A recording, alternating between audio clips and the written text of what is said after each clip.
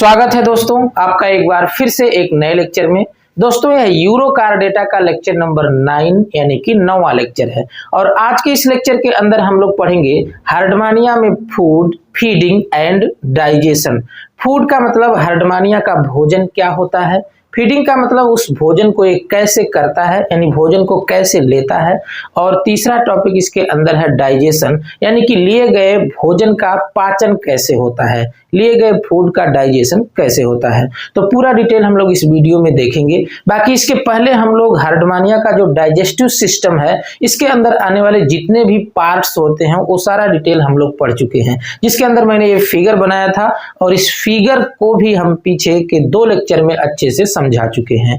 इसमें हम लोग सिर्फ पढ़ेंगे फूड फीडिंग एंड डाइजेशन यानी हार्डमानिया का फूड क्या है और फीडिंग यानी भोजन कैसे करता है और डाइजेशन मतलब किए गए भोजन का या लिए गए भोजन का पाचन कैसे होता है। तो दोस्तों चलिए एक एक चीजें पहले हम आपको आउटलाइन बता देते हैं, फिर एग्जाम में कैसे लिखना है ये चीजें हम अभी आपको पढ़ करके समझा देंगे तो आप क्लियर समझ जाएंगे।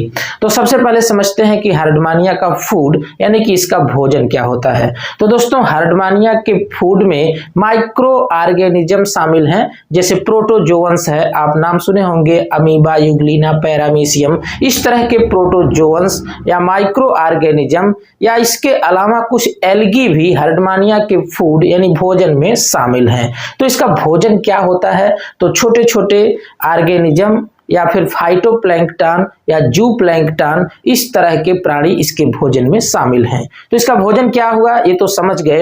अब चलिए समझते हैं कि ये भोजन को करता कैसे है, यानी भोजन कैसे अपने बॉडी के अंदर लेता है। इसके पास हाथ तो है नहीं जैसे हम लोग अपने हाथ से भोजन उठा करके मुंह में ले लेते हैं, आखिर इसकी बॉडी के अंदर भोजन कैसे एंट्री करता है। तो आप जानते हैं कि हार्डमानिया पानी में पाया जाता है, समुद्री जल में पाया जाता है, और आपको बता दें कि इसकी बॉडी में 2 अपर्चर होते हैं।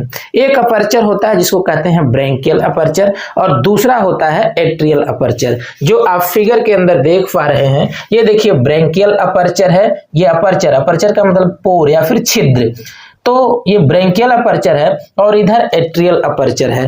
तो एक अपर्चर से यानी जो ब्रैंकियल अपर्चर है इससे लगातार इसकी बॉडी में पानी एंट्री करता रहता है और एट्रियल अपर्चर से लगातार पानी बाहर निकलता रहता है। तो इस पानी में मिले हुए जो भोज्य पदार्थ यानी फूड पार्टिकल हैं वो इसकी बॉडी में एंट्री करते रहते हैं। अब बात आती है कि इस पानी के अंदर छोटे छोटे फाइटोप्लैंक्टन या फिर जूप्लैंक्टन मतलब माइक्रो ऑर्गेनिज्म के अलावा कुछ बड़े पार्टिकल्स भी तो इस पानी के साथ इसकी बॉडी में एंट्री कर सकते हैं। तो ऐसा नहीं हो पाता है, क्यों? क्योंकि इसका जो ब्रैंकियल पोर्शन है, जो इसकी बकल कैविटी है, वहां पर टेंटिकल्स पाए जाते हैं, 64 टेंटिकल्स पाए जाते हैं। तो टेंटिकल्स की संख्या 64 है, वैज्ञानिकों ने इसे गिन रखा है। तो 64 टेंटिकल्स पाए जाते हैं। ये सभी टेंटिकल्स मिलकर के एक जाल बना लेते हैं। जाल का मतलब एक चलनी बना लेते हैं, चलनी या फिर झरनी जिसे आप जानते हैं, जिसे आटा चालते हैं आप। तो आटा चालने में आप देखते हैं कि जो भूसी होती है यानी चोकर या फिर जो छिलका होता है गेहूं का वो चलनी में ऊपर रुक जाता है और जो महीन आटा होता है वो नीचे गिर जाता है। तो बिल्कुल उसी तरह से जब हार्डमानिया के बॉडी के अंदर पानी एंट्री करता है तो पानी के साथ मिले हुए जो महीन छोटे पार्टिकल्स होते हैं वो इसकी बॉडी में एंट्री कर जाते हैं, लेकिन जो बड़े पार्टिकल्स होते हैं ये छन करके ऊपर ही रहते हैं और बाद में इसको बाहर निकाल दिया जाता है। तो इस प्रकार इसकी बॉडी में जो भोजन है फूड पार्टिकल्स हैं वो एंट्री कर जाते हैं। और इसके बाद फिर क्या होता है, बकल कैविटी के बाद फेरिंग्स में एंट्री कर गए। ये बकल कैविटी के बाद आती है सीव यानी कि चलनी, जहां पर फिल्टर होता है। तो फिल्टर हो करके फिर भोजन कहाँ चला आता है, फेरिंग्स के अंदर। और फेरिंग्स के अंदर आप देख पा रहे हैं ये जो स्ट्रक्चर है इसको बोलते हैं एंडोस्टाइल। क्या बोलते हैं? एंडोस्टाइल। एंडोस्टाइल से बहुत सारा म्यूकस निकलता है। एंडोस्टाइल इसके फेरिंग्स, फेरिंग्स का मतलब क्या होता है, ग्रसनी, ग्रसनी का एक भाग है। आपके भी ग्रसनी में म्यूकस निकलता है जिसमें लिपट करके भोजन आपकी बॉडी में एंट्री करता है। उसी तरह से इसकी भी बॉडी में, इसकी भी फेरिंग्स के अंदर एंडोस्टाइल है और यह एंडोस्टाइल क्या निकालती है, म्यूकस। म्यूकस के अंदर जो भोजन होता है वो लिपट जाता है, उसी में सन जाता है या फिर मिक्स हो जाता है। बाकी इसके अलावा आप देख पा रहे हैं तमाम पोर दिख रहा है, जिसको स्टिग्मेटा कहेंगे या फिर गिल स्लिट्स कहेंगे। इस गिल स्लिट्स से पानी निकल जाता है और निकल करके इसकी बॉडी के अंदर ही रहता है और कहाँ चला जाता है, एट्रियल कैविटी के अंदर या फिर एट्रियल सैक के अंदर। और इसके बाद फिर पानी क्लोएका में, और क्लोएका से फिर अपर्चर के माध्यम से यानी एट्रियल अपर्चर के माध्यम से पानी बाहर निकल जाता है। बाकी भोजन का आप क्या हुआ, तो भोजन किससे मिक्स हो गया था, तो म्यूकस के साथ भोजन मिक्स हो गया था और म्यूकस के साथ मिक्स हुआ भोजन चला जाता है यहाँ पर ओइसोफेगस में। यानी सबसे पहले भोजन तो इस अपर्चर से एंट्री किया और एंट्री करने के बाद फिर यहाँ पर फिल्टर हुआ, बड़े पार्टिकल ऊपर फिल्टर करके रह गए, छोटे पार्टिकल अंदर एंट्री कर गए, जो छोटे फूड पार्टिकल हो अंदर चले गए। तो ये देखिए यहाँ से फायरिंग्स स्टार्ट होती है, यानी कि ग्रसनी यहाँ से स्टार्ट होती है। ग्रसनी के दो हिस्से होते हैं, पीछे की वीडियो में हमने अच्छे से इसको समझा रखा है। तो ग्रसनी में इंटर कर गए और ग्रसनी में म्यूकस मिल गया, म्यूकस एंडोस्टाइल से निकला था और म्यूकस के साथ मिला हुआ भोजन फिर चला गया ओइसोफेगस में। ओइसोफेगस के बाद फिर देखिए चला गया अमाशय में, यहाँ पर स्टमच है यानी कि अमाशय, और इसके बाद इंटेस्टाइन। अमाशय के अंदर ग्लैंड होती है, ये आप देख पा रहे हैं, अमाशय के अंदर भी ग्लैंड है, इसके अलावा ये दो बाहर भी ग्लैंड है। अंदर की ग्लैंड को कहते हैं पाइलोरिक ग्लैंड, उससे भी डाइजेस्टिव एंजाइम निकलते हैं। और ये बाहर जो ग्लैंड देख रहे हैं ये लीवर है, एक देखिए लेफ्ट लीवर है और एक राइट लीवर है। मतलब लीवर एक ही होता है, दो लोब होते हैं, दो खंड होते हैं इसमें। तो पहला जो देखिए ऊपर एक खंड दिख रहा है, ये राइट लोब ऑफ लीवर और नीचे है लेफ्ट लोब ऑफ लीवर। तो लीवर से भी डाइजेस्टिव एंजाइम निकलते हैं और जो इसके स्टमच की वॉल के अंदर पाइलोरिक ग्लैंड होती है उसके अंदर से भी डाइजेस्टिव एंजाइम निकलते हैं और ये एंजाइम मिलकर के भोजन का पाचन करा देते हैं। और जब भोजन का पाचन हो जाता है तो फिर जो बचता है अनडाइजेस्टेड फूड, यानी कि अभी तो पाचन हुआ है और पाचन होने के बाद जब भोजन आगे बढ़ता है तो इसके इंटेस्टाइन के द्वारा जो डाइजेस्टेड फूड पार्टिकल है, जो इसकी बॉडी के लायक है, वो भोज्य पदार्थ, वो फूड पार्टिकल इंटेस्टाइन के द्वारा एब्जॉर्ब कर लिया जाता है, सोख लिया जाता है और इसकी बॉडी के अंदर ले लिया जाता है। बाकी जो अनडाइजेस्टेड फूड मटेरियल है, जो अपाच्य भोजन है, उसे आगे बढ़ा करके रेक्टम में भेज दिया जाता है और फिर रेक्टम से कहा जाता है एनस से बाहर निकल जाता है और ये बाहर यहां नहीं निकलता है, ये बाहर क्लोएका में निकलता है और फिर क्लोएका से जो एट्रियल अपर्चर है इसके माध्यम से बाहर निकल जाएगा। अब आपको यह संदेह हो सकता है कि अभी तो जो इंटेस्टाइन इसका बनाया गया है, इसकी जो एलिमेंट्री कैनाल बनाई गई है वो तो बाहर खुल रही है, तो फिर क्लोएका का और एनस का तो कोई संबंध ही नहीं है। तो देखिए वास्तव में ये जो फिगर है ऐसा नहीं होता है, ये तो आपके समझाने के लिए बाहर बनाया गया है। अगर इसे वास्तविक रूप से बनाया जाए तो ऐसे घुमा करके ये पूरी स्ट्रक्चर क्वाइल्ड होकर के इसकी बॉडी के अंदर ही होती है और ये जो एनस दिख रहा है वो यहां पर खुलता। लेकिन अगर इसे मोड़ मार के ऐसे बना दिया जाए तो फिर आप समझ कैसे पाएंगे। तो आपके समझने हैं तो इसको फैला करके बाहर दिखाया गया है। आप इस भ्रम में न रहिए कि ये जो आप एनस देख रहे हैं ये बाहर खुलेगा, ऐसा नहीं है। जब आप इसे मोड़ेंगे और इसी की बॉडी के अंदर फिक्स करेंगे तो यह एनस यहीं पर आकर के क्लोएका में खुलेगा और फिर क्लोएका से जो भी अनडाइजेस्टेड फूड मटेरियल है वो इस अपर्चर यानी एट्रियल अपर्चर के माध्यम से बाहर निकल जाएगा। तो कैसे कैसे इसमें भोजन लेने से लेकर के भोजन पचाने और अपाच्य भोजन को बाहर निकलने की क्या प्रक्रिया है, ये पूरा डिटेल आप समझ गए। अब समस्या आती है कि इसी बतिया को हम एग्जाम में लिखेंगे कैसे आसान तरीके से, तो उसके लिए भी मैं यहाँ पर नोट्स दे रखा हूं। तो अभी आप इसको समझ लीजिए क्या इसका मतलब है और कैसे एग्जाम में इसे लिखना है। तो चलिए समझा देते हैं आपको। अगर इसका food feeding and digestion exam में लिखने की जरूरत पड़ती है तो आप सबसे पहले हेडिंग डालेंगे फूड फीडिंग एंड डाइजेशन और इसमें लिखेंगे कैसे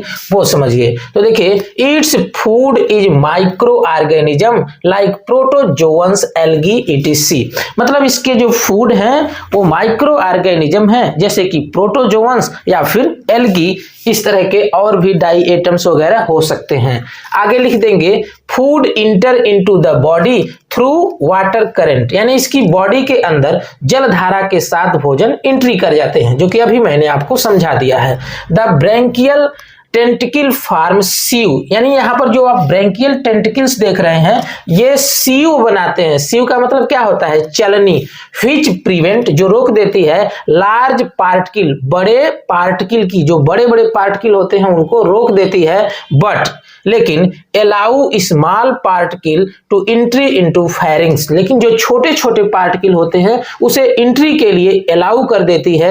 कौन? ये जो सीओ बनी है ये छोटे पार्टिकल को अंदर एंट्री करने के लिए अलाउ कर देती है, और अंदर किसमें? फेरिंग्स के अंदर।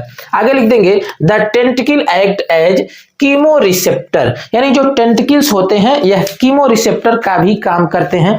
कीमो रिसेप्टर का मतलब होता है अगर पानी के अंदर कोई केमिकल्स मिला हुआ है तो ये टेंटिकल पहचान लेते हैं कि इस पानी के अंदर केमिकल है और तुरंत वहां पर अपना ब्रैंकियल अपर्चर बंद कर लेते हैं और वहां से फिर भोजन नहीं लेते हैं, यानी वहां का पानी नहीं लेते हैं। या किस तरह के केमिकल हैं वो जान करके और फिर प्रिवेंट कर देते हैं उस केमिकल को अपने अपर्चर को बंद करके। तो क्लियर हो गया ना कि कीमो रिसेप्टर का मतलब कि किसी भी तरह के केमिकल को पहचान लेते हैं। कौन? टेंटिकल्स। तो ये भी समझ गए।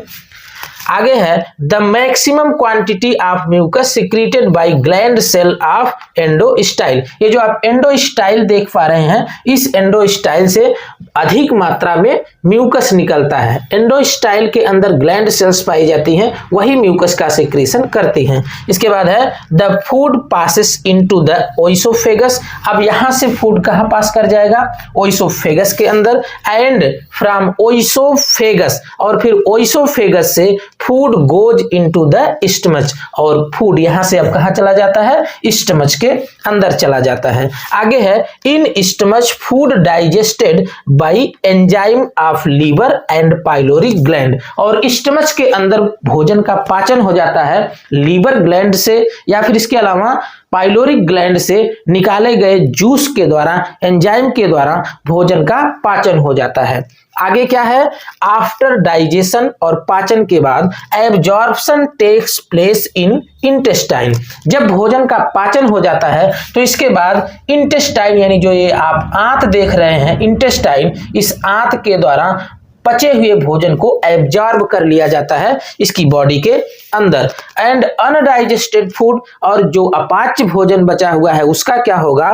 पासेस इनटू रेक्टम, यानी कि अनडाइजेस्टेड फूड मटेरियल इसके रेक्टम में पास कर जाता है। ये आप देख रहे हैं स्ट्रक्चर, ये क्या है? रेक्टम है। अब रेक्टम के बाद क्या होगा? Which expelled out into cloaca. अब इस रेक्टम से जो है भोजन को, यानी अपाच्य भोजन को, अनडाइजेस्टेड फूड को क्लोएका में भेज दिया जाता है, जो यहाँ पर आप क्लोएका देख पा रहे हैं।